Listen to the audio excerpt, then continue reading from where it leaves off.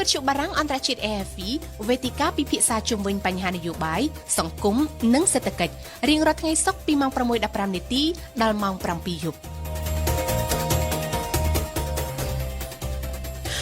បានលោកអ្នកស្ដាប់ជាទីមេត្រីលោកនាងកំពុងស្ដាប់វិទ្យុបារាំងអន្តរជាតិ AFE ខ្ញុំសូមស្វាគមន៍លោកនាងមកកាន់កម្មវិធីកិច្ចពិភាក្សាតុកមូលរបស់វិទ្យុបារាំងអន្តរជាតិ AFE ខ្ញុំសូមបញ្ជាក់ជូនថា AFE ទើបតែបានបង្កើតកម្មវិធីកិច្ចពិភាក្សាតុកមូលថ្មីមួយបន្ថែមលើកម្មវិធីព័ត៌មាន3ពេលរបស់វិទ្យុយើងកម្មវិធីនេះនឹងផ្ដល់ឱកាសដល់វាគ្មិនជំនាញដើម្បីពិភាក្សាទៅលើប្រធានរឿងសំខាន់ៗដែលទាក់ទងទៅនឹងបច្ចុប្បន្នភាពរបស់ប្រទេសកម្ពុជាហើយប្រធានបទនៃកិច្ចពិភាក្សារបស់យើងនៅថ្ងៃនេះនឹងពិភាក្សាទៅលើប្រធានរឿងស្ដីអំពីពលរដ្ឋកម្ពុជានិងផលប្រយោជន៍ពីវិស័យទេសចរដោយមានខ្ញុំសំណប់ជាអ្នកសម្របសម្រួលហើយនៅក្នុងបន្ទប់ផ្សាយរបស់យើងនៅពេលនេះយើងមានវាលគ្មិនពីររូបទី1គឺលោកហូវ៉ាន់ឌីអតីតសហប្រធានក្រុមការងារទេសចរខ្ញុំសូមជម្រាបសួរលោកហូវ៉ាន់ឌីបាទអរគុណលោកសម្រប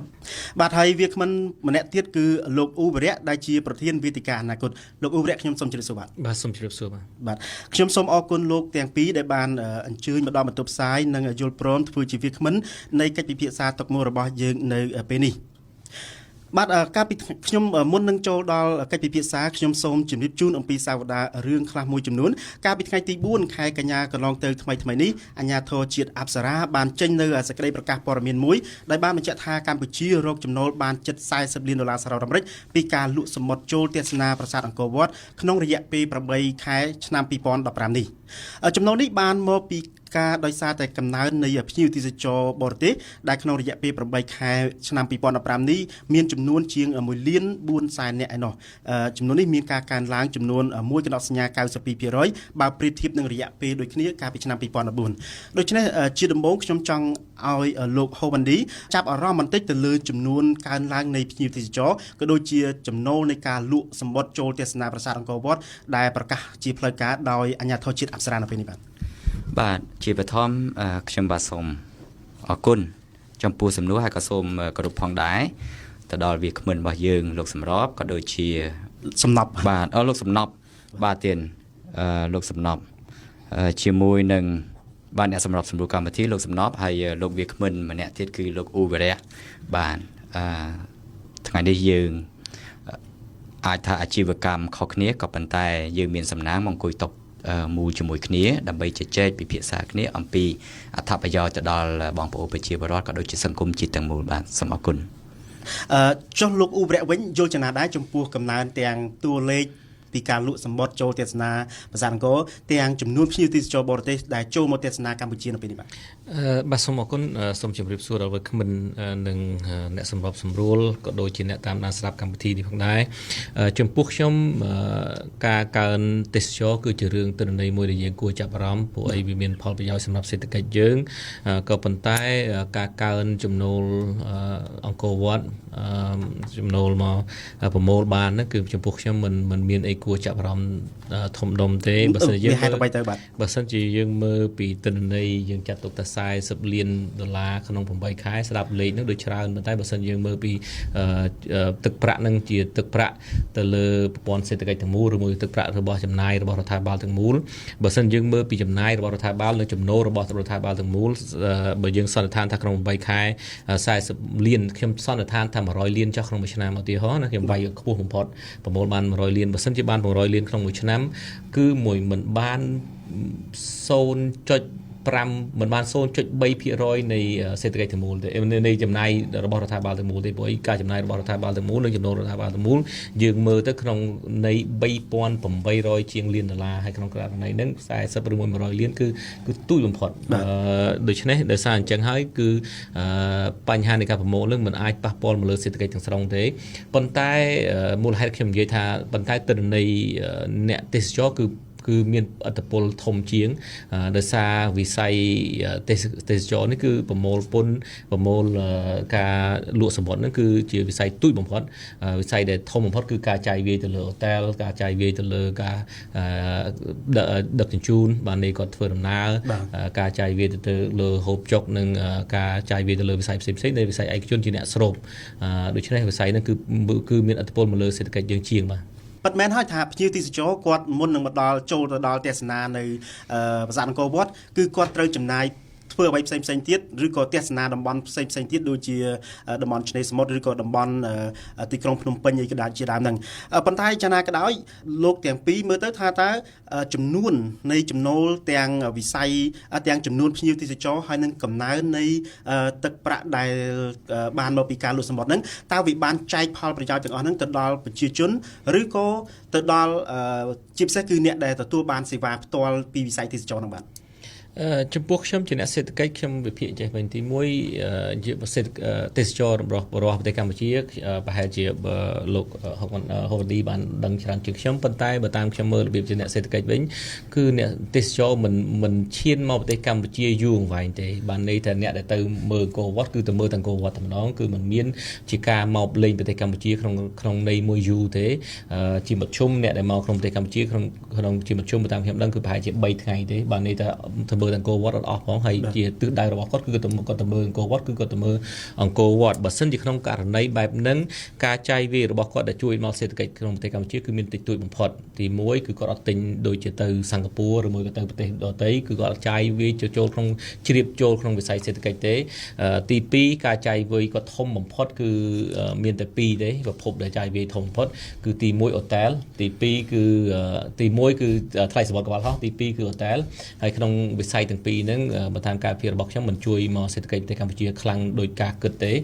ទោះបីទិន្នន័យមកខ្ពស់ក៏ដោយយើងមើលទិន្នន័យចូលមកប្រទេសកម្ពុជាមានអាចដល់4លានកន្លះក្នុងឆ្នាំ2015ប៉ុន្តែក្នុងករណី4លានកន្លះហ្នឹងចំពោះខ្ញុំមិនមានអត្តពលមកលើសេដ្ឋកិច្ចប្រទេសកម្ពុជាធ្ងន់ខ្លាំងទេដរាបណាយើងមិនអាចជំរុញឬមួយតាក់ទាញកុំឲ្យឡើងពី4លានកន្លះទៅ5លានប៉ុន្តែឲ្យអ្នក4លានកន្លះហ្នឹងចំណាយពេលច្រើនជាងនៅក្នុងច្រើនថ្ងៃជាងនៅក្នុងប្រទេសកម្ពុជាខ្ញុំមើលទៅនឹងអាចមានផលប្រយោជន៍សម្រាប់សេដ្ឋកិច្ចជាពិសេសក្នុងករណីដែលគាត់ចាយវាយណាដែលគាត់ទិញឬមួយក៏ការចាយវាយរបស់គាត់ហ្នឹងគឺជាវិស័យមួយដែលជ្រាបទៅដល់ប្រជាពលរដ្ឋដែលតូចតាចបើសិនជាក្នុងករណីអូតែលផ្កាយ5ភាគច្រើន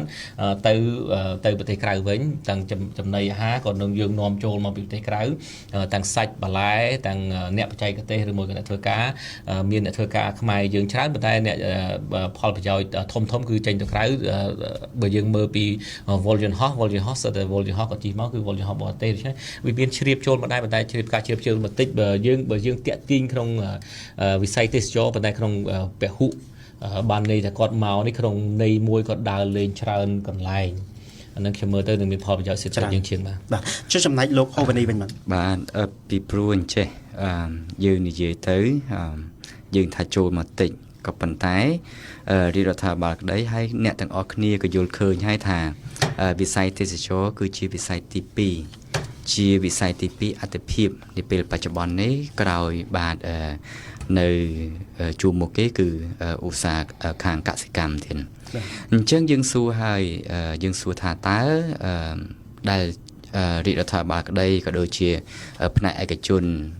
នៅក្នុងនោះយើងឃើញហើយផ្នែកឯកជនក៏បានចាត់ទុកហើយថាវាមានទំហំធំធេងណាស់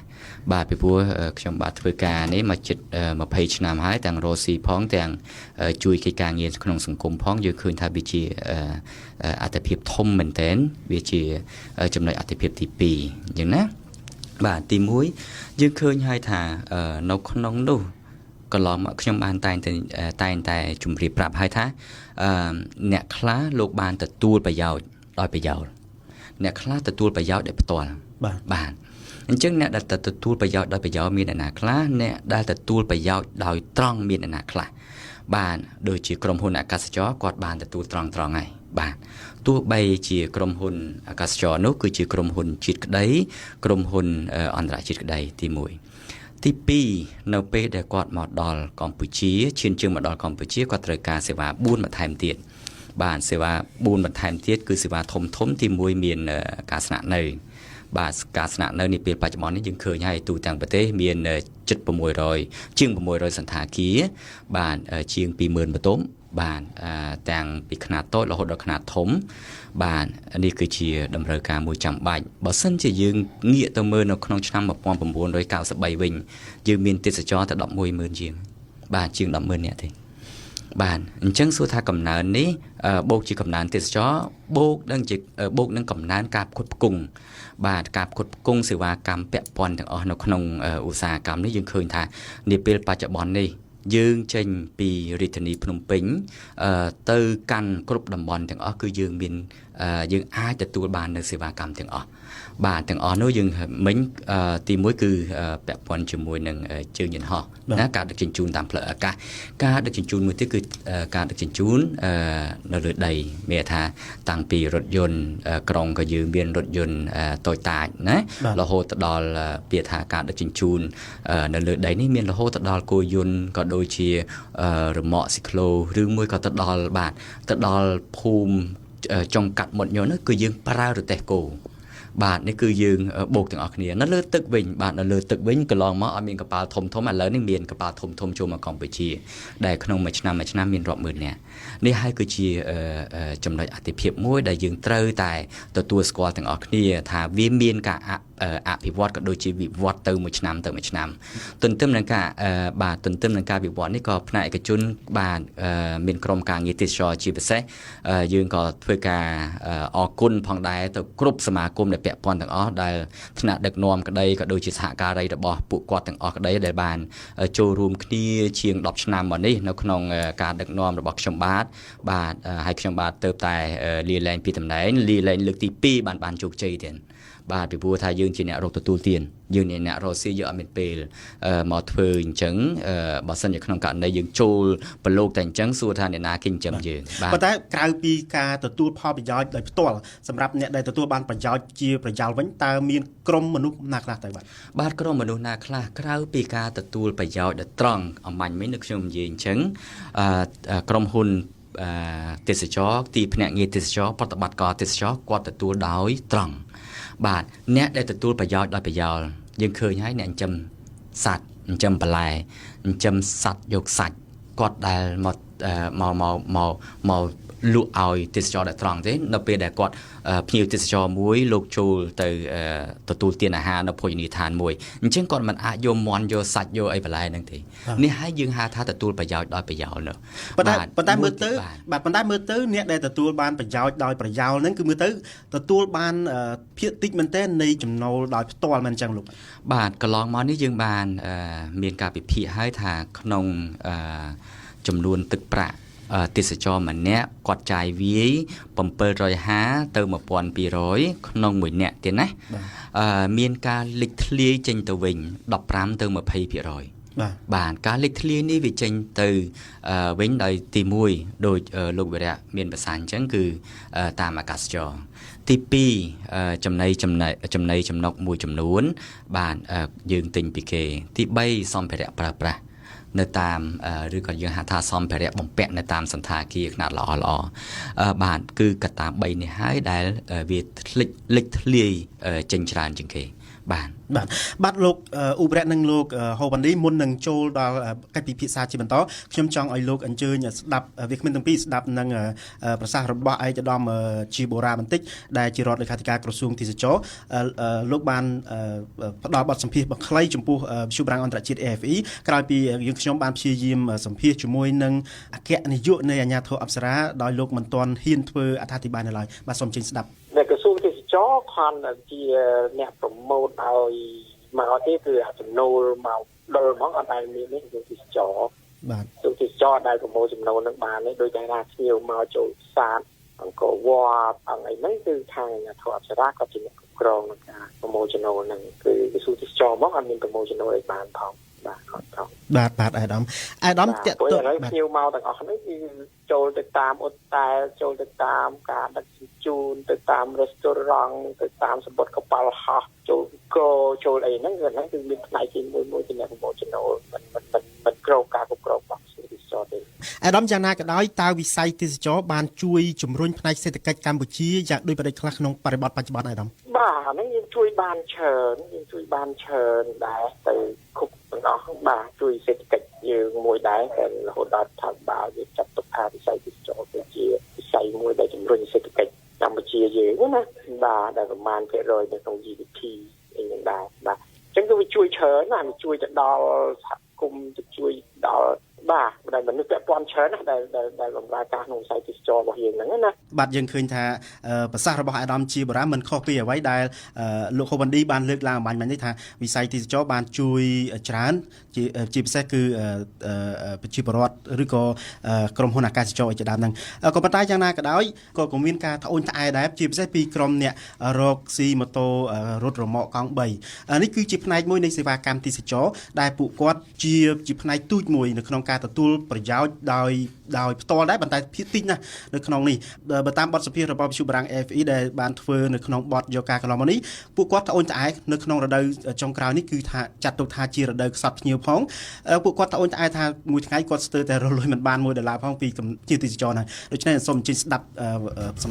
ការលើកឡើងរបស់ក្រុមអ្នករកស៊ីរត់រមាក់កង់3នេះបាទរដូវមានភ្ញៀវយើងអាចរកបាន4-10ម៉ឺនដែរបងមួយថ្ងៃហ្នឹងហើយនិយាយទៅ10ម៉ឺនបង$20-30បើខែអត់ភ្ញៀវហ្នឹងប៉ះថ្ងៃណាហ្នឹងបាន1រៀលបើថ្ងៃណាបាន2រៀលញៀវច្រើនមកលៀកណាតួវាបុកឃើញរឿអស់ហ្នឹងឡានបើឡើយឃើញឡានបើឡានសំយ៉ងចិនតាមតួចិនតាមតួចិនទៅយូរតាមយូរវៀតណាមតាមតួវៀតណាមទៅយកមកលៀកណាជាក្រុមគេមិនជីហីជីតែឡានបើឡាននេះគេបុកឃើញរបស់ក្រុមហ៊ុនស្រេចនោះបាទនេះគឺជាការលើកឡើងរបស់ក្រុមអ្នករកស៊ីវិស័យទេសចរដែរប៉ុន្តែជាផ្នែកមួយទូចដូច្នេះតើយើងគួរតែធ្វើយ៉ាងម៉េចឬក៏រដ្ឋាភិបាលឬក៏ខាងសេដ្ឋកិច្ចឬក៏ខាងលោកដែលធ្វើការផ្នែកទេសចររកស៊ីហ្នឹងតើលោកយល់យ៉ាងម៉េចដែរចំពោះការលើកឡើងរបស់ក្រុមពួកគាត់ត្អូញត្អែបែបនេះបាទចំពោះខ្ញុំនៅក្នុងនេះគឺពួកគាត់គឺជាសមាគមមួយដែលចងក្រងគ្នាយើងហៅថាសមាគម idea បាទដែលគាត់នៅក្នុងហ្នឹងភាសាផ្លូវការរបស់គាត់យើងហៅថាសមាគមសេដ្ឋកិច្ចក្រៅប្រព័ន្ធនៅក្នុងនោះគឺពួកគាត់បានចងក្រងគ្នាយើងឃើញហើយជារឿងពិតនាពេលបច្ចុប្បន្ននេះគឺជារដូវនេះគឺជារដូវដែលមានភ្ញៀវតិចបាទការលើកឡើងនេះត្រឹមត្រូវព្រោះថាពេលខ្លះយើងមើលទៅវិញបាទមើលទៅវិញការផ្គត់ផ្គង់វាកើនឡើងក្នុងមួយថ្ងៃបាទមានរមាក់ប្រមាណដែលកើតឡើងបាទរីឯភ្ញៀវនៅពេលបច្ចុប្បន្ននេះមានកម្រិតឬក៏យើងហៅថានៅពេលដែលរដូវដែលមានភ្ញៀវតិចនេះជារឿងមួយរឿងទី2បាទរឿងទី2ដែលយើងឃើញហើយថាការទទួលសេវាកម្មនេះវាអាស្រ័យទៅលើគុណភាពផងបើសិនជាក្នុងករណីលំអរបស់យើងជាមួយនឹងអកប្បកិរិយារបស់បុគ្គលដែលគាត់ផ្ដល់សេវានោះគាត់ល្អគេតែងតែប្រើគាត់បាទសូមអញ្ជើញលោកអ៊ូវរៈវិញម្ដងបាទតើលោកចូលចំណុចដែរចំពោះការលើកឡើងរបស់ក្រុមអ្នករកស៊ីដឹកភ្ញៀវនៅក្នុងវិស័យទេសចរនៅខេត្តសៀមរាបនោះបាទតាមពិតចំពោះខ្ញុំរឿងដឹកភ្ញៀវកង់3ហើយនឹងដឹកភ្ញៀវជាច្រើននៅក្នុងតំបន់អង្គរខ្ញុំបានទឹកខ្លួនឯងគឺយើងមើលទៅមានភាពមិនមែនតែរញ៉េរញ៉ៃទេរញ៉េរញ៉ៃមិនមែនជាប្រភពបញ្ហាទេប៉ុន្តែខ្ញុំឃើញមានឡានធំច្រើនដែលមានផ្សែង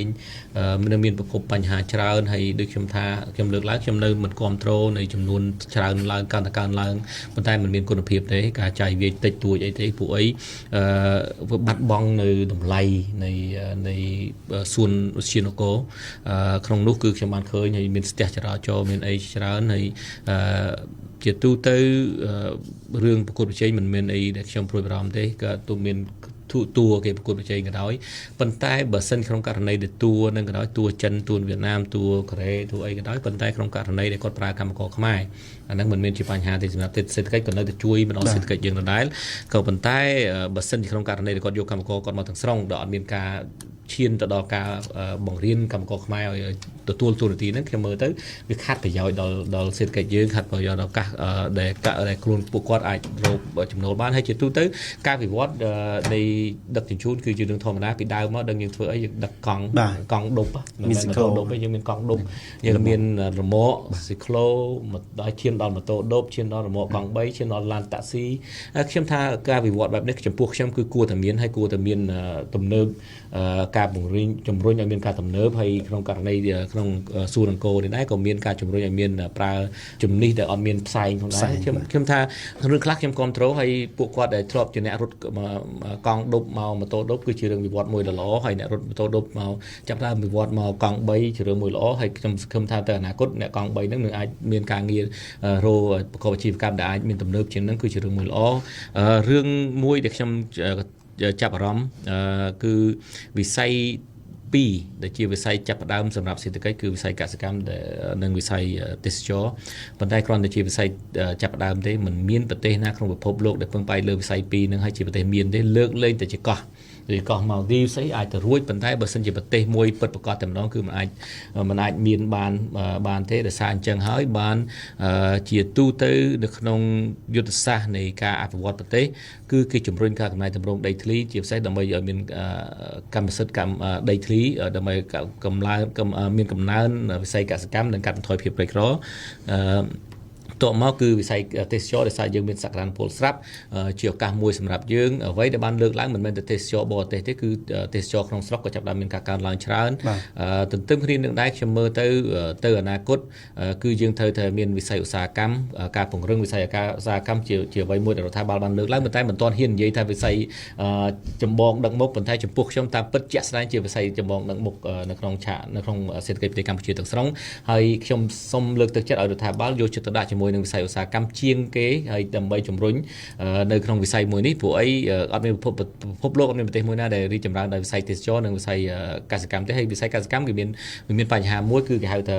បណ្ដាសាកសិករខ្ញុំមិនមានពេលបញ្យល់ទេតាក់ទងរឿងទេសចរគឺយើងមានបញ្ហាចំពោះខ្ញុំគឺមានបញ្ហា2បញ្ហាមួយគឺមានភាពភ័យខ្លាចដូចជារឿងការផ្ទុះគ្រាប់បែកនៅទីក្រុងបង្កក់គឺជារឿងមួយដែលបណ្ដាលឲ្យប៉ះពាល់មិនមែនតែប្រទេសថៃទេប៉ះពាល់មកដល់ប្រទេសកម្ពុជាទៀតអញ្ចឹងគឺមានបញ្ហាមួយបញ្ហាទី2គឺខ្ញុំព្រួយបារម្ភពីសង្គមខ្មែរខ្លាយទៅជាសង្គមអ្នកបម្រើជាបញ្ហាដែលហ្វីលីពីនប្រឈមជាបញ្ហាប្រទេសក្រីក្រមួយចំនួនប្រឈមហើយក៏ជាបញ្ហាប្រទេសថៃប្រឈមផងដែរប្រទេសថៃជោគជ័យវិស័យ2គឺវិស័យកសិកម្មនិងវិស័យទេសចរតែបើប្រៀបធៀបសេដ្ឋកិច្ចរីកចម្រើនគឺនៅអន់បំផុតដែលសម្រាប់ប្រទេសដែលអត់មានសង្គ្រាមហើយអត់មានក្រមអាណានិគមគេជាប្រទេសដែលរីកចម្រើនយឺតបំផុតអន់បំផុតនៅក្នុងតំបន់បើដឹងខ្ញុំលើកឧទាហរណ៍មួយនៃប្រទេសដែលជោគជ័យទេសចរបំផុតនៅក្នុងតំបន់យើងគឺសិង្ហបុរីសិង្ហបុរីមានប្រជាពលរដ្ឋប្រហែលជា5 លានអ្នកទេប៉ុន្តែវិស័យទេសចររបស់គេគឺមនុស្ស9 លានអ្នកចូលទៅសិង្ហបុរីហើយម្នាក់ចំណាយជាមធ្យមច្រើនជាងចំណាយជាងនៅលើប្រទេសថៃច្រើនជាងចំណាយមកលើប្រទេសកម្ពុជាហើយក្នុងប្រទេសមួយដែលទូចបែបហ្នឹងមានអ្នកដែលទៅលេងច្រើនជាងកម្ពុជា1 ជា 2ហើយអត់មានអង្គរវត្តអត់មានអីទាំងអស់អ្វីដែលសិង្ហបុរីធ្វើគឺសពនិមិត្តទាំងអស់ហើយអ្នកដែលចូលរួមទៅហ្នឹងគឺបានទៅចំណាយច្រើនអ្វីដែលខ្ញុំពេញចិត្តពីសិង្ហបុរីគឺអត់មានដូរវប្បធម៌សិង្ហបុរីទេអ្នកដែលទៅប្រទេសថៃគឺចង់ឲ្យគេបម្រើអ្នកដែលមកប្រទេសកម្ពុជាចង់ឲ្យគេបម្រើទាំងស្ប៉ាម៉ាសាបម្រើក្នុងន័យផ្សេងទាំងឡាយប៉ុន្តែដល់យើងទៅសិង្ហបុរីយ៉ាងម៉េចយើងទៅរស់នៅរបៀបសិង្ហបុរីអត់មានបម្រើយើងទេគឺចូលទៅលេងសិង្ហបុរីគឺយើងទៅនឹងមិនមែនក្នុងន័យមួយដែលជនជាតិសិង្ហបុរីបម្រើយើងយកចិត្តទុកដាក់ជាមួយយើងជិះជាងគេយកចិត្តទុកដាក់ជាមួយនឹងភាពរកគេទេដោយសារអញ្ចឹងហើយបើខ្ញុំមើលទៅវិស័យហ្នឹងគឺជោគជ័យទេសចរជោគជ័យប៉ុន្តែប្រទេសគេជោគជ័យសិនហើយខ្ញុំនេះគឺជាអ្នកសេដ្ឋកិច្ចខ្ញុំគិតថាយើងគួរតែឆ្លៀតឱកាសដើម្បីទៅជ័យគ្នាពីរឿងវិស័យទេសចរនិងវិស័យកសិកម្មដែរដើម្បីយើងអាចមើលក្នុងរូបភាពសេដ្ឋកិច្ចទាំងមូលផងដែរបាទក៏ប៉ុន្តែយ៉ាងណាក៏ដោយគ្រប់វិស័យទាំងអស់សុទ្ធតែជាការចូលរួមចំណែកនៅក្នុងការអូសទាញនៅក្បាលម៉ាស៊ីនសេដ្ឋកិច្ចរបស់ប្រទេសកម្ពុជាដោយបច្ចុប្បន្នយើងមានវិស័យ4ដែលជាអាទិភាពគឺវិស័យឧស្សាហកម្មកាត់ដេរវិស័យសំណង់វិស័យកសិកម្មហើយនិងវិស័យទេសចរនេះដូច្នេះតើលោកអ៊ូរ៉េមិនគិតទេថាឲ្យតែមានន័យថាគ្រប់រាងកាយទាំងអស់គឺសុទ្ធតែសំខាន់ដូច្នេះប្រសិនបើវិស័យទាំង4នេះដើរហើយប៉ុន្តែយើងរុញវិស័យផ្សេងទៀតទៅវាមិនការប្រសើរទេឬយ៉ាងណាជាទូទៅយើងចង់ចាក់ខ្សែអញ្ចឹងគឺជារឿងមួយមិនខុសទេជាទូទៅដោយសារយើងមានការភ័យខ្លាចយើងចង់ចាក់ខ្សែបានន័យថាយើងចាក់កៅណាមួយទេប៉ុន្តែដើម្បីប្រទេសមួយរីកចម្រើនខ្ញុំថាអញ្ចឹងការកាត់បន្ថយភាពក្រីក្រគឺគេពឹងផ្អែកទៅលើវិស័យកសិកម្មនិងវិស័យទេសចរគឺជារឿងមួយល្អប៉ុន្តែដើម្បីយើងជឿនលឿនមែនទែនវិស័យសំណង់គឺជាវិស័យវិស័យចំណាយគេហៅ consumption គឺមិនបានផលិតច្រើនទេគឺផលិតដើម្បីតែយើងប្រើប្រាស់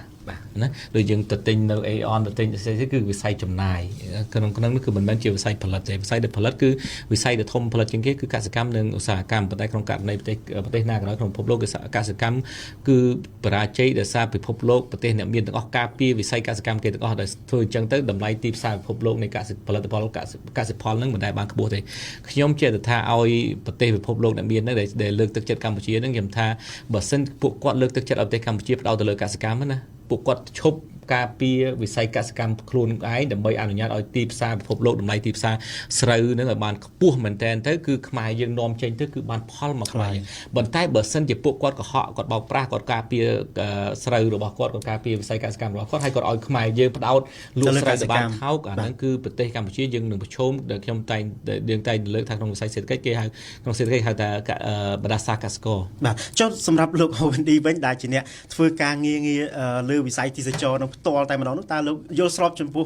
ការលើកឡើងរបស់លោកអ៊ូរ៉ាបាទមួយផ្នែកខ្ញុំយល់ស្របប៉ុន្តែមួយផ្នែកមិនយល់ស្របទេទៀតណាពីព្រោះយើងធ្វើនៅក្នុងនេះវាយូរឆ្នាំមកហើយយើងឃើញថាមានការរីកចម្រើននៅក្នុងនឹងចំណុចអតិភិបក្នុងការតាក់ទាញនៅពេលបច្ចុប្បន្ននេះបាទរបស់ទេសចរមកកម្ពុជាបាទរបស់រាជរដ្ឋាភិបាលពីព្រោះមិនមែនខ្ញុំនិយាយក្នុងនាមជាអ្នកសាធារណៈទេទៀតណាខ្ញុំនិយាយនេះគឺក្នុងនាមជាអ្នករកទទួលទានទេពីព្រោះនៅក្នុងឆ្នាំ2005ហ្នឹងខ្ញុំបានប្រើពាក្យមួយខ្ញុំថាផ្នែកឯកជនថ្លែងពិតមិនប្រឌិតយកមកជម្រាបបាទអ្វីដែលយើងមានបញ្ហាគឺយើងមកជជែកគ្នានៅក្នុងសមាគមហើយបានយើងលើកឡើងជាមួយនឹងរដ្ឋមន្ត្រីនៅក្នុងបដិបត្តិរដ្ឋមន្ត្រីដោះស្រាយមិនចេញទើបយើងលើកឡើងជាមួយនឹងនាយករដ្ឋមន្ត្រីនៅក្នុងវេទិកាបាទពីព្រោះវេទិកាទាំងវេទិកាទី7រហូតមកទី17ជាង10វេទិកាក្នុងមួយឆ្នាំយើងឃើញហើយ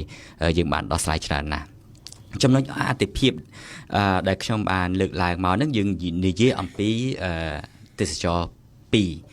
ទី1ទេសចរវប្បធម៌ទី2ទេសចរធម្មជាតិនាពេលបច្ចុប្បន្ននេះយើងកំពុងតែធ្វើហើយកំពុងតែផ្ដោតអំពាវនាវទៅអ្នកវិនិយោគ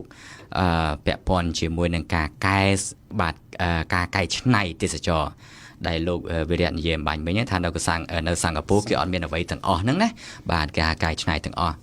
ប៉ុន្តែបើសិនជាយើងបានស្ដាប់អតីតនាយករដ្ឋមន្ត្រីសិង្ហបុរីលោកបានមានប្រសាសន៍ហើយបាទថាកម្ពុជាមិនបាច់ធ្វើអីទេបើសិនតែធ្វើទេសចរមួយក៏អាចចិញ្ចឹមពលរដ្ឋនៅក្នុងស្រុកទាំងមូលបាទនេះគឺជារឿងមួយដែលលោកលីខ្វាន់យូលោកបានមានប្រសាសន៍ច្បាស់ណាស់ពីព្រោះមូលហេតុអីគាត់បានឃើញគាត់បានធ្វើនឹងចង្អុលបង្ហាញឲ្យអភិវឌ្ឍប្រទេសគាត់ចេញពីរបៀបអីបាទយើងឃើញហើយនៅសិង្ហបុរីគឺមានទាំងអស់ទៀតខ្ញុំក៏សូមកាត់ប្រសាសន៍លោកវិរៈផងដែរថាសិង្ហបុរីគេអត់មានការបម្រើហ្នឹងបាទហ្នឹងមិនត្រឹមត្រូវទេទៀតគឺមានបាទប៉ុន្តែប្រហែលជាទៅមិនទាន់ដល់ហ្នឹងបាទចំពោះពួកខ្ញុំវិញបាទមានឃើញអញ្ចឹង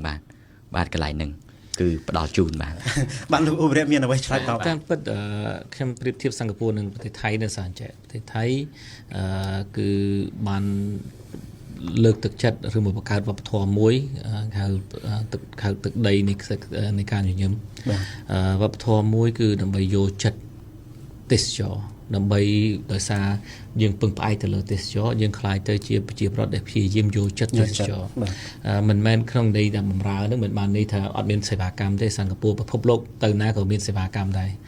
អត់មានសេវាកម្មគឺគ្មានណាធ្វើដំណើរការទេអានឹងជាធ្វើមកទៅការទេអានឹងគឺមិនមែនជាបញ្ហាសេវាកម្មទេគឺបញ្ហាបម្រើហ្នឹងគឺបានន័យថាយើងព្យាយាមយកចិត្តគេបង្វល់គេហើយនៅប្រទេសថៃដល់ថ្នាក់គេធ្វើខុសក៏អត់ហ៊ានស្កោតទោសគេដែរបាទដើម្បីតាក់ទាញឲ្យគេមកតាក់ទាញអានេះគឺដែលខ្ញុំព្រួយបារម្ភមែនទែនដោយសារពីដើមមកប្រទេសកម្ពុជានៅមុន2013ខ្ញុំចាប់អារម្មណ៍ថាប្រទេសកម្ពុជានៅពេលដែលតាក់ទងរឿងស្បែកសឬមួយទេសចរគឺធ្វើអីក៏មិនហ៊ានស្កោតទោសគេដែរមិនហ៊ានចាប់គេដាក់ទោសមិនហ៊ានយកច្បាប់ខ្មែរយកទៅប្រើភ័យខ្លាចមែនទែនហើយដោយសារទីវាមានពីររឿងហ្នឹងគឺដោយសារទី1យើងពឹងផ្អែកលើជំនួយបរទេសមករដ្ឋាភិបាលយើងថាវិការជាតិយើងទី2ដោយសារយើងពឹងផ្អែកលើទេសចរលុយទេសចរប៉ុន្តែការធ្វើបែបហ្នឹងចំពោះខ្ញុំគឺជាបរាជ័យ មួយសម្រាប់មិនមែនតែវប្បធម៌ប្រទេសទេគឺបរាជ័យសម្រាប់ទឹកចិត្តនៃប្រទេសនៃប្រជាពលរដ្ឋទាំងមូលហើយក៏សម្រាប់ដំណើរការវិវត្តទៅក្នុងជាម្ចាស់ការខ្លួនឯងតាមពិតយើងអត់មានអីត្រូវមកអង្វរគេទេយើងអត់មានអីត្រូវយកចិត្តទុកដាក់ដល់ថ្នាក់យើងទៅលុតលន់តួលុតជង្គង់អង្វរគេទេប៉ុន្តែយើងត្រូវរៀបចំប្រទេសយើងធ្វើម៉េចឲ្យคล้ายទៅជាកន្លែងមួយដែលគេចង់មកមែនតើគេសុំចង់មកលេងគេមានមោទនភាពគេពេញចិត្តនៅពេលដែលគេមានឱកាសដើម្បីបានមកលេងក្នុងប្រទេសកម្ពុជានេះគ្រាន់តែជាផ្នែកកំណត់ទេខ្ញុំលើកឡើងនេះដោយសារជាផ្នែកកំណត់ដោយសារប្រទេសថៃខ្ញុំឃើញដែលខ្ញុំចាត់ទុកថាជា Baker Society គេហៅថាសង្គមពឹងផ្អើលទៅជំរុញឲ្យប្រជាពលរដ្ឋទៅជាអ្នកសុំទានគឺជារឿងមួយដែលខ្ញុំកាត់ចាត់ទុកថាជាគ្រោះថ្នាក់សម្រាប់ការវិវត្តយូរអង្វែងប៉ុន្តែខ្ញុំមិនគ្រប់គ្រងនៅសម្ដីលោកលីខ្វាន់យូដែលថាប្រទេសកម្ពុជាពឹងផ្អែកលើកម្ពុជាលើទេសចរអាចចិញ្ចឹមបានទេជាក់ស្ដែងយើងមើលទេសចរធម្មជាតិជាវិស័យមួយដែលអាចជួលមនុស្សដែលបានផលប្រយោជន៍ផ្ទាល់នឹងតិចបំផុតដីត្រូវការធនធានធំទន្លេមួយជួនកាលបានអ្នកដែលចិញ្ចឹមដែលបើអាចទទួលទានពីផលប្រយោជន៍ពីទេសចរផ្ទាល់ហ្នឹងគឺមានចំនួនតិចមែនតើប៉ុន្តែបើសិនយើងមើលរោងចក្រមួយមានតែប្រមាណប្រហែលជា1ហិកតាគឺកម្មករមានដល់រាប់ពាន់រាប់ម៉ឺននាក់ដោយសារអញ្ចឹងហើយប្រាក់ចំណូលចេញពីហ្នឹងគឺមានប្រសិទ្ធភាពឥទ្ធិពលទៅលើសេដ្ឋកិច្ចលឿនជាងវិស័យជាពិសេសទេសចរធម្មជាតិ eco tourism តែពិត eco tourism ហ្នឹងបើសិនយើងមើលជាវិស័យទាំងមូលគឺមិនទៅរួចទេហើយបើសិនជាទៅរួចមានការវិនិយោគច្រើនរួចហើយដោយសារអ្នកដែលអត់ព្រមវិនិយោគរឿងហ្នឹងហើយចិនយកលុយយកមកវិនិយោគលើរោងចក្រកាត់ដេរដោយសារមានមូលហេតុតាក់ទងនឹងចំណេញវិនិយោគរឿងអេកូទេសចរស្ដាប់ទៅព្រោះហើយមើលទៅស្អាតមើលទៅល្អមើលប៉ុន្តែចេះស្អីរឿងចំណូលវិញគឺតិចចំណូលសម្រាប់អ្នកដែលមានវិនិយោគក៏តិចថាយើងថាតើកាយហ្នឹងក៏តិចចំណូលសម្រាប់កម្មករក៏តិចព្រោះគ្នាតិចត្រូវការប្រើគ្នាតិចមែនតើហើយអញ្ចឹងដោយសារអញ្ចឹងហើយបានចំណូលមកប្រទេសហ្នឹងក៏តិចដែរបើសិនយើងមើលនាំចេញកាត់ទេយើងឃើញវិស័យអត់ទាំងអត្ថភាពផងមាននាំចេញដល់មានតម្លៃប្រហែលជា$5,000 លានបើសិនជាយើងពង្រីកវិស័យនឹងថែម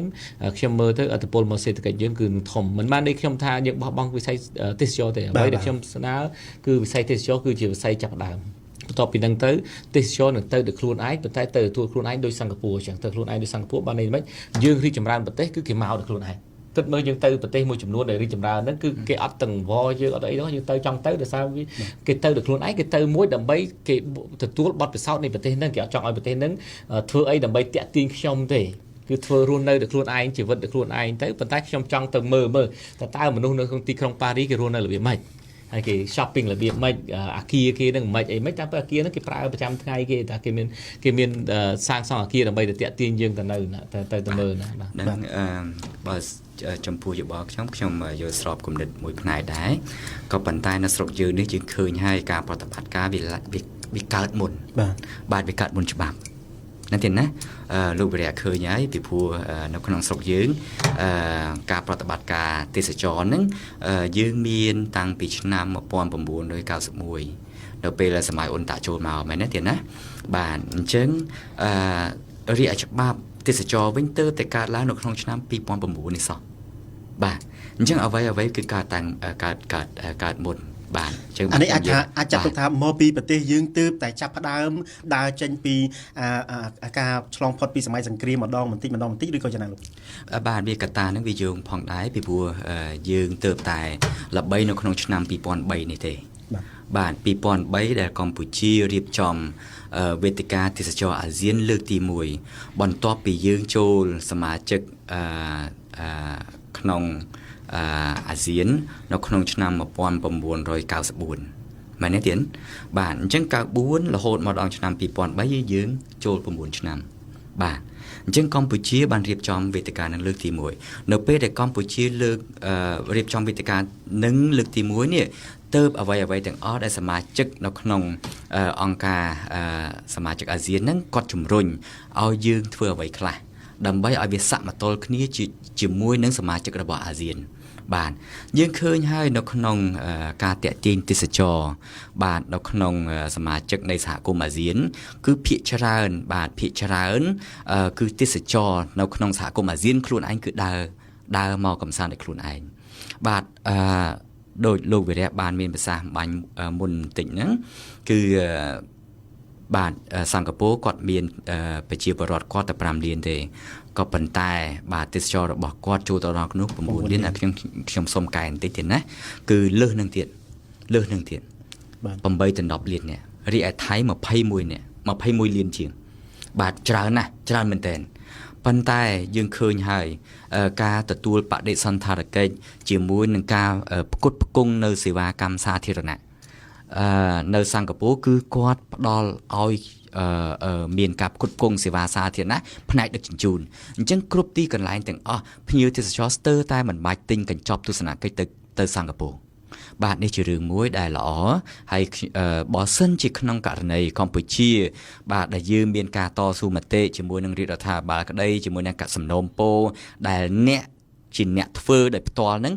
សំណូមពរទៅរាជរដ្ឋាភិបាលបាទមានការកែតម្រូវម្ដងបន្តិចខ្ញុំជឿថាបើសិនជាគាត់ស្ដាប់យើងគាត់ចូលរួមជាមួយយើងបាទចង់យកយុទ្ធសាស្ត្រឬក៏ចង់ប្រកាន់គោលនយោបាយឯកជនឈ្នះរដ្ឋឈ្នះដើម្បីយើងទាំងអស់គ្នាឈ្នះនឹងទើបយើងដើរទៅជាមួយគ្នាយូរបាទប្រហែលជាលោកអ៊ូវរៈចង់និយាយថាពីមុនមកសេដ្ឋកិច្ចកម្ពុជាពឹងទៅលើវិស័យទេសចរនេះប៉ុន្តែចាប់ពីពេលឬក៏ក្រោយពីឆ្នាំ2015នេះទៅកម្ពុជាគួរតែពឹងផ្អែកទៅលើវិស័យឧស្សាហកម្មជាជាងឬក៏យ៉ាងណាបាទខ្ញុំថាយើងចង់មិនចង់ក៏យើងត្រូវតែពឹងផ្អែកលើវិស័យឧស្សាហកម្មដែរព្រោះខ្ញុំឃើញវិស័យឧស្សាហកម្មរីកចម្រើនលឿនជាងជាអត្រានៃការរីកចម្រើនហើយជាធម្មតាគឺត្រូវតែអញ្ចឹងដោយសារឧស្សាហកម្មវាមានសក្តានុពលខ្ពស់មែនតើបើសិនយើងគិតជាចំនួនលុយវិញគឺក្នុងពិភពលោកសូម្បីតែយើងទិញទូរស័ព្ទទៅ Samsung មួយឬមួយ iPhone មួយហ្នឹងយើងនាំកចង់មកតោនចេញហើយយើងអញ្ចឹងមិនក្នុងករណីមួយយើងគ្រាន់តែយើងទិញតែកមួយហ្នឹងស្មើទេសចរចូលមកក្នុងប្រទេសកម្ពុជាមួយម្នាក់ចាយវាយយើងហាក់ដូចជាមើលទៅដូចជាសម្បើមប៉ុន្តែបើយើងទិញរបស់ទូចមួយអត់ដឹងអីផងអញ្ចឹងបើសិនជាយើងមើលមែនតើជាការពិត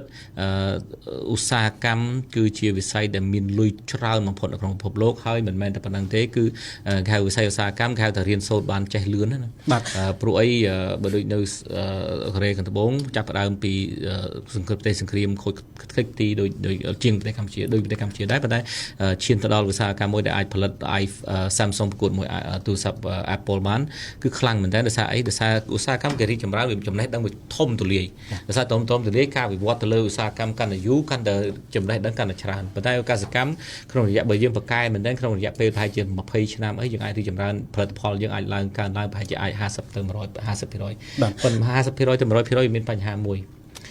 បញ្ហាត្រង់ថាល្មម20ឆ្នាំ30ឆ្នាំយើងចំណេះដឹងរីចម្រើនកសិកម្មយើងធ្វើទៅបានផលជាមុនហ្នឹងបានកើនឡើងហ្នឹងប្រជាចំនួនប្រជាពលរដ្ឋយើងកើនឡើងប្រហែលប៉ុណ្ណឹងដែរបានន័យថាកាលមុនម្នាក់មកកំប៉ុងឥឡូវទៅអនាគតទៅក៏ម្នាក់ក៏មកកំប៉ុងដែរហ្នឹងហើយបានខ្ញុំថាវិស័យហ្នឹងជាវិស័យកាត់បន្ថយភាពភ័យខ្លាចប៉ុន្តែមិនមែនជាវិស័យដើម្បីយើងមានទេបាទឥឡូវនេះយើងចិត្តអស់ពេលហើយយើងនៅសល់តែ6នាទីទៀតតែប៉ុណ្ណោះដូច្នេះវិលមកកាន់ប្រធានបទរបស់យើងវិញដូច្នេះតើគួរតែជំរុញបែបណាដើម្បីឲ្យប្រជាពលរដ្ឋកម្ពុជាយើងនឹងគាត់ទាញយកផលប្រយោជន៍ពីកំណើនទេសចរពីចំនួនដែលនៃការលក់សម្បត្តិចូលទេសនាផ្សារអង្គរហ្នឹងដល់ដៃប្រជាពលរដ្ឋចំពោះសំណួរយើងមិនអាចទាញយកឲ្យពលរដ្ឋលោកទទួលបានប្រយោជន៍ពីការលក់សម្បត្តិចូលទស្សនាទេទេណាពីព្រោះថាការលក់សម្បត្តិចូលទស្សនាអង្គរគឺត្រូវបានក្រុមហ៊ុនសុខាលោកជាអ្នកដេញថ្លៃបាទពីរាជរដ្ឋាភិបាលហើយអញ្ចឹងមានតែការផ្ដល់នៅមាគ៌ាផ្សេងក៏ដូចជាផ្ដល់នៅអនុសាសន៍ផ្សេងទេរួមគ្នាធ្វើរួមគ្នាកែលម្អដើម្បីប្រយោជន៍ទៅដល់បងប្អូនប្រជាពលរដ្ឋទាំងអស់នោះបាទជាពិសេសយើងឃើញហើយនៅតែ3ខែទៀតទេបាទនៅ3ខែទៀតគឺសហគមន៍អាស៊ានបាទច្បាច់បញ្ចូលគ្នាតែមួយបាទសមាគមអាស៊ានហ្នឹងគឺក្នុងបំណាច់ឆ្នាំ2015នេះអញ្ចឹងបាទ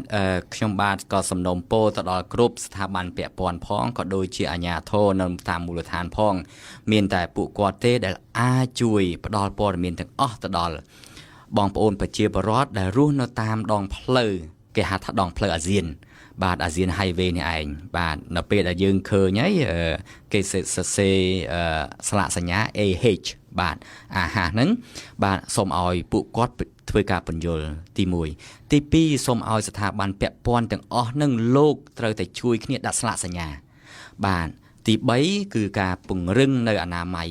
បាទពីព្រោះបើសិនជាក្នុងករណីយើងមិនបានធ្វើអ្វីដែលជាការបន្ទាន់ទេចំណូលអាចបាត់បង់បើសិនជាក្នុងករណីភ្ញៀវមកគាត់ប្រើពេលតិចនោះគឺជាការបាត់បង់ ឱកាសយើងទី1ការបាត់បង់លុយរបស់យើងទី3បាត់បង់នៅប្រយោជន៍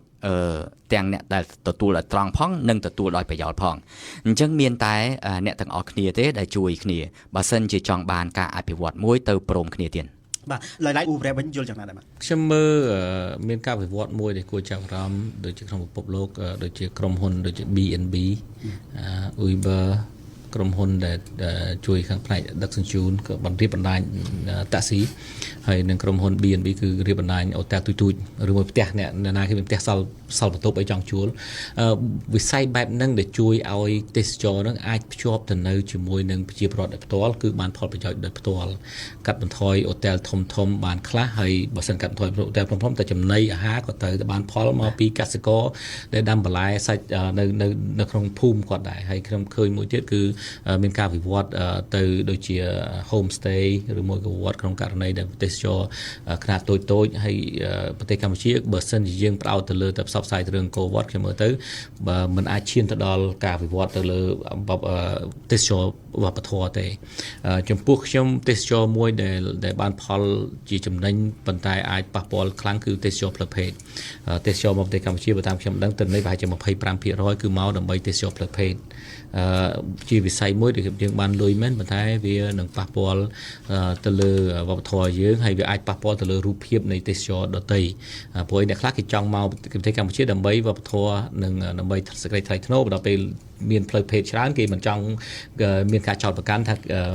គេមកដើម្បីផ្លូវភេទឬមួយក៏ជួនកាលគេភ្លេចគិតថាប្រទេសកម្ពុជាមានកូវត្តគេគិតតែពីរឿងកម្ពុជាមានផ្លូវភេទមានការលក់ផ្លូវភេទអញ្ចឹងអាហ្នឹងក៏ជាការព្រួយបារម្ភរបស់ខ្ញុំដែរប៉ុន្តែគ្រាន់ថាវិស័យហ្នឹងមិនអាចបំបត្តិចោលដែលធ្វើឲ្យពួកគាត់ខំពួកគាត់ប៉ុន្តែលោកឧបរៈថ្មីនេះខាងគេហទំព័រមួយហៅថា Lonely Planet គេបានបញ្ជាក់ថា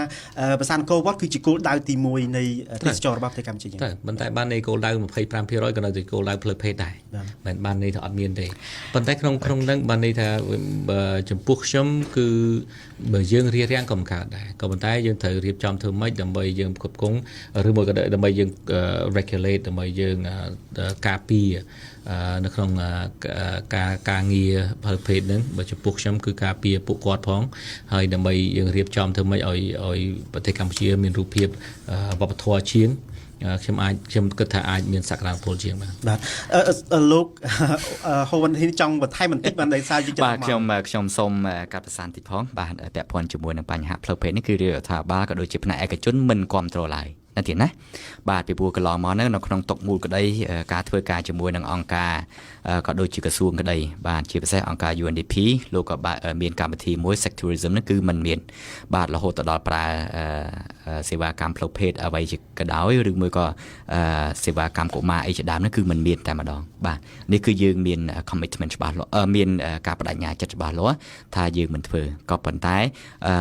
ចំពោះការវិវត្តទៅថ្ងៃក្រោយនោះយើងមិនដឹងថាវាយ៉ាងម៉េចទេពីព្រោះតែលោកទទួលស្គាល់ទេថាមាន 25% នៅក្នុងនេះអត់ដឹងថាលោកវិរៈលោកទទួលតួលេខពីខាងណាទៀតណាប៉ុន្តែពួកយើងដែលជាអ្នករកទទួលទានត្រឹមត្រូវដែលមិនយកអានឹងជាត្រីមុខបាទយើងមិនធ្វើហើយយើងអត់ដឹងតួលេខទេទៀតបាទខ្ញុំសូមបង្ហាញពីប្រភព2ប្រភពទី1គឺយើងទៅមាត់ទន្លេយើងឃើញប្រភពទី2គឺគេតាមពិតគេធ្វើការសិក្សាមួយគឺគេសភាអ្នកដែលធ្វើទេសចរមកប្រទេសកម្ពុជាគេសួរពីមូលហេតុចម្បងគេបំផុតគឺ 25% ថាមូលហេតុចម្បងគឺដោយសារផ្លូវភេទអញ្ចឹងមិនមែនជាខ្ញុំមិននិយាយនេះមិនបានជាគោលនយោបាយរបស់រដ្ឋាភិបាលទេឬមួយក៏អ្វីដែលយើងចង់ឃើញទេប៉ុន្តែជាក់ស្ដែងប៉ុន្តែបើសិនយើងទទួលស្គាល់ជាក់ស្ដែងហើយយើងរៀបចំគោលនយោបាយមួយណាដែលជាក់លាក់ប៉ុន្តែមិនបានន័យថាយើងត្រូវធ្វើបាបបិទពួកគាត់ឬមួយចាប់ពួកគាត់ទេប៉ុន្តែបើសិនរៀបចំផ្លូវនីតិវិធីក្នុងការពារឬមួយគោលនយោបាយដើម្បីការពារទី1ការពារកម្មករផ្លូវភេទទី2រៀបចំធ្វើម៉េចកុំឲ្យវិស័យហ្នឹងទៅជាវិស័យតាក់ទាញទេសចរពួកបរទេសខ្ញុំមើលទៅអាចផលប្រយោជន៍សម្រាប់ប្រទេសជាតិយើងបាទអរគុណចាងជ្រាលចំពោះវាគ្មិនទាំងពីររូបទី1គឺលោកហូវ៉ាន់ឌីហើយទី2គឺលោកអ៊ូវរ៉ាដែលបានចំណាយពេលធ្វើជាវាគ្មិននៅក្នុងកិច្ចពិភាក្សាតុកមូលរបស់វិទ្យុបារាំងអន្តរជាតិ AFE នៅល្ងាចថ្ងៃនេះហើយ កិច្ចពិភាក្សារបស់យើងបានឈានដល់ទីបញ្ចប់ហើយចំពោះប្រយោជន៍យ៉ាងណានោះគឺប្រជាពលរដ្ឋយើងជាអ្នកស្ដាប់លោកនឹងវិនិច្ឆ័យហើយនឹងទទួលយកចំពោះអ្វីដែលវាគ្មិនទាំងពីររូបរបស់យើងបានលើកឡើងយ៉ាងណាក៏ដោយសូមអរគុណទាំងពីររូបចំពោះវាគ្មិនទាំងពីររូបដែលបានអញ្ជើញចូលរួមនៅពេលនេះហើយបន្ទាប់ពីកម្មវិធីកិច្ចពិភាក្សាតុមួយនេះទៅលោកនាងនឹងបានស្ដាប់កម្មវិធីព័ត៌មានរយៈពេល1ម៉ោងរបស់វិទ្យុប្រាំងអន្តរជាតិ AFE ដែលរៀបចំជូនដោយប៉ុនសុភ័ណ្ឌបាទហើយនៅពេលនេះខ្ញុំសំណប់ហើយនឹងវាគ្មិនទាំងពីររូបសូមអរគុណនិងសូមជម្រាបលា សូមអរគុណទៀត